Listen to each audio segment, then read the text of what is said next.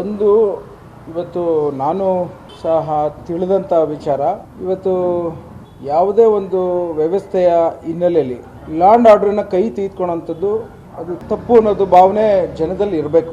ಇವತ್ತು ಮೊದಲನೇದಾಗಿ ಈ ಒಂದು ಸನ್ನಿವೇಶ ಸೃಷ್ಟಿ ಮಾಡಿರೋಂಥದ್ದು ನಿಮಗೆಲ್ಲ ಗೊತ್ತಿದ್ದಂತೆ JDS ಪಕ್ಷದ ನಾಯಕರಾದಂಥ ಕುಮಾರಸ್ವಾಮಿ ಅವರು ಅವರೇ ಮಾಡಿದಂಥ ಪಾಪದ ಕೂಸನ್ನ ವಿರೋಧ ಪಕ್ಷದ ಹೊಣೆನ ಹೊತ್ತು ಅವರು ವಿರೋಧದ ನಿರ್ವಹಣಾ ವ್ಯವಸ್ಥೆಯನ್ನು ಮಾಡೋದು ಬಿಟ್ಟು ಇವತ್ತು ರಾಜಕೀಯದ ಉದ್ದೇಶದಲ್ಲಿ DK ಶಿವಕುಮಾರ್ ಸಾಹೇಬರು ಮುಖ್ಯಮಂತ್ರಿ ಆಗಿದ್ದಾರೆ ಅನ್ನೋದನ್ನು ಸಹಿಸಿಕೊಳ್ಳದಲೆ ಪ್ರತಿ ಹಂತದಲ್ಲೂ ಅಡಚಣೆ ಮಾಡಬೇಕು ಅಂತ ಪ್ರಚೋದನಾ ಹೇಳಿಕೆಗಳನ್ನು ಕೊಟ್ಕೊಂಡು ಈ ಒಂದು ಸನ್ನಿವೇಶಗಳನ್ನು ಸೃಷ್ಟಿ ಮಾಡೋಂಥದ್ದು ನಿಪುಣರು ಅನ್ನೋದನ್ನು ತೋರಿಸ್ಕೊಡ್ತಾ ಇದ್ದಾರೆ.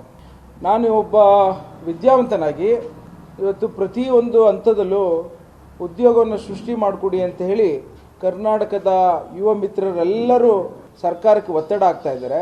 ಅದೇ ರೀತಿ ಯಾವುದಾದ್ರು ಹಿಂದೆ ಜಮೀನುಗಳನ್ನು ಅಕ್ವಿಷನ್ ಮಾಡಿರೋಂಥ ಹಿನ್ನೆಲೆಯಲ್ಲಿ ಅದಕ್ಕೆ ಪೂರ್ಣವಾದಂಥ ಒಂದು ಅಂತ್ಯವನ್ನು ಕಾಣಬೇಕು ಅನ್ನೋ ಒಂದು ಉದ್ದೇಶ ಬಿಟ್ಟರೆ ಮತ್ತೊಂದಿಲ್ಲ.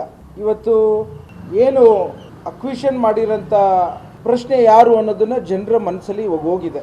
ಏನು 2004ರಲ್ಲಿ 2006ರಲ್ಲಿ ಅಕ್ವಿಷನ್ ಮಾಡಿರೋಂಥ ಕುಮಾರಸ್ವಾಮಿಯವರು, ಇಂದಿನ ಮಾಜಿ ಮುಖ್ಯಮಂತ್ರಿಗಳಾದಂಥ ಕುಮಾರಸ್ವಾಮಿಯವರು ಆ ಸಂದರ್ಭದಲ್ಲಿ ಅಕ್ವಿಷನ್ ಮಾಡ್ಬೇಕಾದ್ರೆ ಆಲೋಚನೆ ಮಾಡಬೇಕಾಯಿತು, ಇನ್ಫೋರ್ವನ್ನು ಅನೌನ್ಸ್ ಮಾಡೋಂಥ ಸಂದರ್ಭದಲ್ಲಿ. ಹಾಗೇನೆ ತದನಂತರ ಅವರು ಅಕ್ವಿಷನ್ ಮಾಡೋಂಥದ್ದು ಪರಿಪೂರ್ಣತೆಯಲ್ಲಿ ಅವತ್ತಿನ ದಿನ ಕೆಲಸ ಮಾಡದಲೆ ರೈತರಿಗೆ ಅತಂತ್ರ ಸ್ಥಿತಿಲಿ ತಂದು ಮತ್ತೊಂದು ಹೊಡೆತವನ್ನ ರೆಡ್ ಝೋನ್ ಮಾಡಿ ರೈತರಿಗೆ ಈ ಕಡೆ ಕೃಷಿನ ಬೆಳೀಲಿಕ್ಕೆ ಆಗಲ್ಲ ಕಾನೂನು ವ್ಯವಸ್ಥೆಯಲ್ಲಿ, ಇಲ್ಲ ಅವ್ರು ಈಚೆ ಬರಲಿಕ್ಕೂ ಆಗದೇ ಇರೋಂಥ ಪರಿಸ್ಥಿತಿನ ನಿರ್ಮಾಣ ಮಾಡಿ ಸುಮಾರು 20 ವರ್ಷ ಕಷ್ಟವನ್ನು ಅನುಭವಿಸ್ತಾ ಇರೋಂಥದ್ದು ಇಡೀ ಒಂದು ಕರ್ನಾಟಕದ ರೈತ ಕುಟುಂಬದವ್ರು ನೋಡ್ತಾ ಇದ್ದೀರಿ.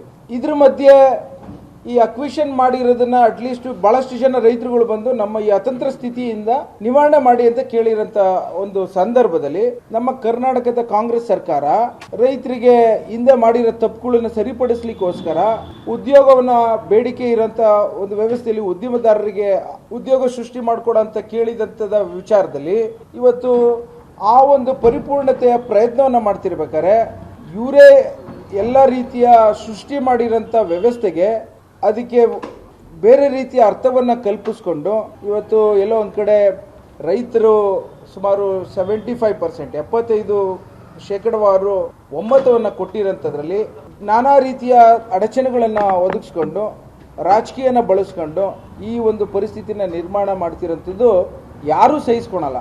ಭಾಳಷ್ಟು ಜನ ಇವತ್ತಿನ ದಿನ ಆಧುನಿಕ ಪ್ರಪಂಚದಲ್ಲಿ ಸಾಮಾಜಿಕ ತಾಣ ಭಾಳಷ್ಟು ಮುಂದುವರಿದಿದೆ. ಪ್ರತಿಯೊಬ್ಬ ರೈತನು ಈ ಒಂದು ವಿಚಾರನ ನೋಡ್ತಾ ಇರ್ತಾನೆ. ಇದನ್ನು ನಾನು ಒಂದು ಮಾತಿನ ವಿರೋಧ ಪಕ್ಷದವ್ರು ಕೇಳ್ಕೊತೇನೆ, ಈ ವ್ಯವಸ್ಥೆಯಲ್ಲಿ ನೀವು ತೆಗೆದುಕೊಂಡಿರೋಂಥ ನಿಲುವುಗಳು ರೈತರಿಗೆ ಎಲ್ಲೋ ಒಂದು ಕಡೆ ಮಾರಕ ಆಗುತ್ತೆ, ಯುವಕರಿಗೆ ಮಾರಕ ಆಗುತ್ತೆ. ಇವತ್ತಿನ ದಿನ ಅವರು ಯಾರೋ ಪಾಪ ಹೆಣ್ಣು ಮಕ್ಕಳುಗಳು ತಾಯಂದಿರು ಅವ್ರಿಗೆ ಪ್ರಚೋದನೆ ಕೊಟ್ಟು ಇವತ್ತು JMC ಮಾಡ್ಲಿಕ್ಕೆ ಬಂದಿರೋರು ಯಾರು?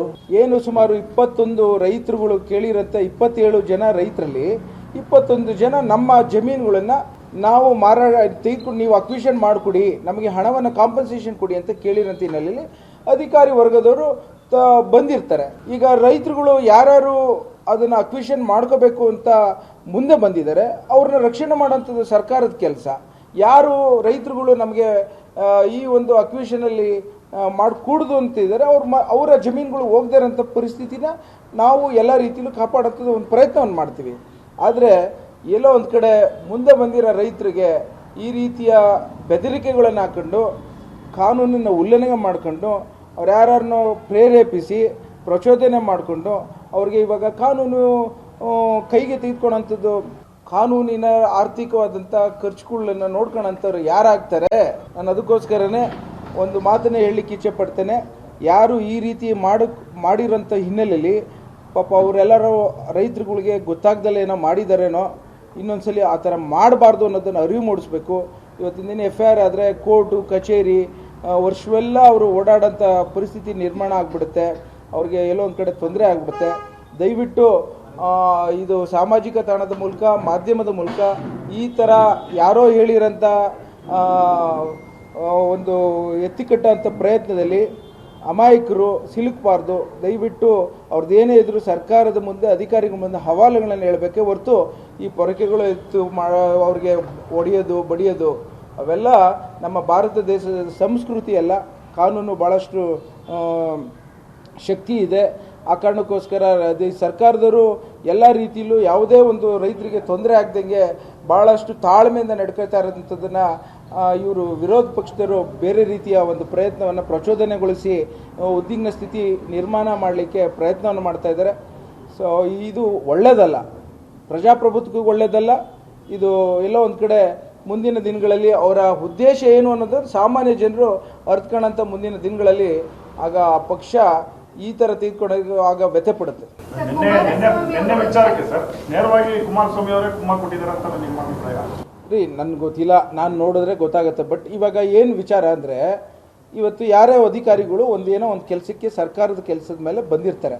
ಇವಾಗ 21 ಜನ ರೈತರುಗಳು ನಮಗೆ JMC ಮಾಡಿಕೊಡಿ, ನಮ್ಮ ಮರಗಳನ್ನ ಕೌಂಟ್ ಮಾಡಿ, ನಮಗೆ ಇರೋಂಥ ಜಮೀನುಗಳನ್ನ ಅಳತೆ ಮಾಡಿಬಿಟ್ಟು ಎಷ್ಟು ಹೋಗಿದೆ ನೋಡಿ ಅಂತ ಬಂದು ಕೇಳ್ಕೊಂಡಿರ್ತಾರೆ. ಅದರಂತೆ ಅಧಿಕಾರಿಗಳು ಗ್ರೌಂಡಲ್ಲಿ ಬಂದಿರ್ತಾರೆ. ಇವತ್ತು ಭೂಮಾಲೀಕರು ಕೇಳಿರೋಂಥ ಒಂದು ಅವರ ಬೇಡಿಕೆ ವ್ಯವಸ್ಥೆಯಲ್ಲಿ ಬಂದಿರೋಂಥವ್ರನ್ನ ಈ ರೀತಿಯ ಒಂದು ದಾರಿ ತಪ್ಪಿಸೋಂಥ ಕೆಲಸಗಳು ಯಾರು ಮಾಡ್ತಾರೆ ಹೇಳಿ ನೀವೇನೆ? ಅಲ್ಲಿ ಇಲ್ಲಿವರೆಗೂ ನೀವೇ ಒಂದು ಕಡೆ ಮಗುನು ಚೂಟೋದು, ಒಂದು ಕಡೆ ತೊಟ್ಲನ್ನ ಆಡಿಸೋಂಥ ಪ್ರಯತ್ನ ಒಳ್ಳೇದಾಗೋದಿಲ್ಲ. ಯಾಕೆಂದರೆ ಇವತ್ತೆಲ್ಲ ನಾಳೆ ಅದೆಲ್ಲ ಗೊತ್ತಾಗುತ್ತಲ್ಲ ಸತ್ಯ. ನಾನು ಇದಕ್ಕೆ ಹೇಳ್ತೇನೆ, ಇದನ್ನು ಎಂಕ್ವೈರಿ ಮಾಡಬೇಕು. ಈ ರೀತಿಯ ತಪ್ಪುಗಳನ್ನು ಮತ್ತೊಮ್ಮೆ ಆಗ್ದಂಗೆ ನೋಡ್ಕೋಬೇಕು. ಇದನ್ನು ಅವ್ರಿಗೂ ಸಹ ಮನವರಿಕೆ ಆಗಬೇಕು. ಇದೆಲ್ಲ ಒಂದು ಕಡೆ ನಿಮ್ಮ ಮೂಲಕನೂ ನಾನು ಕೇಳ್ಕೊತೇನೆ. ಏನಾದರೂ ಇದ್ದರೆ ಬಂದು ವ್ಯವಸ್ಥಿತವಾಗಿ ಕಾನೂನು ಚೌಕಟ್ಟಲ್ಲಿ ಏನೇ ಆಗಲಿ ನಡವಳಿಕೆಗಳು ಇರಬೇಕು ಅನ್ನೋದನ್ನು ನಾನು ಕೇಳ್ಕೊತೇನೆ. ಇವತ್ತು ಅಧಿಕಾರಿಗಳು ಭೂ ಮಾಲೀಕರು ಕೇಳಿದಂತೆ ಅವತ್ತು ಸ್ಥಳಕ್ಕೆ JMC ಮಾಡಲಿಕ್ಕೆ ಹೋಗಿದ್ದಾರೆ. ಅವ್ರು ಹೋಗಿರೋಂಥದ್ದು ತಪ್ಪು ಅಂತ ಇವ್ರು ಹೇಳಕ್ಕೆ ಯಾರು? ಅವ್ರ ಕರ್ತವ್ಯನ ಮಾಡೋಂಥದ್ರಲ್ಲಿ ಇವರು ಅಡಚಣೆ ಮಾಡಲಿಕ್ಕೆ ಇವ್ರಿಗೇನಿದೆ ಅಧಿಕಾರ? ಯಾರು ಭೂ ಮಾಲೀಕರು ಇಚ್ಛೆ ಇಲ್ಲ, ಅವ್ರಿಗೆ ಯಾವುದೇ ಕಾರಣಕ್ಕೂ ಹೋಗೋದಿಲ್ಲ ಅನ್ನೋ ಮಾತನ್ನು ಹೇಳಿದಾರಲ್ಲ ಅಧಿಕಾರಿಗಳು.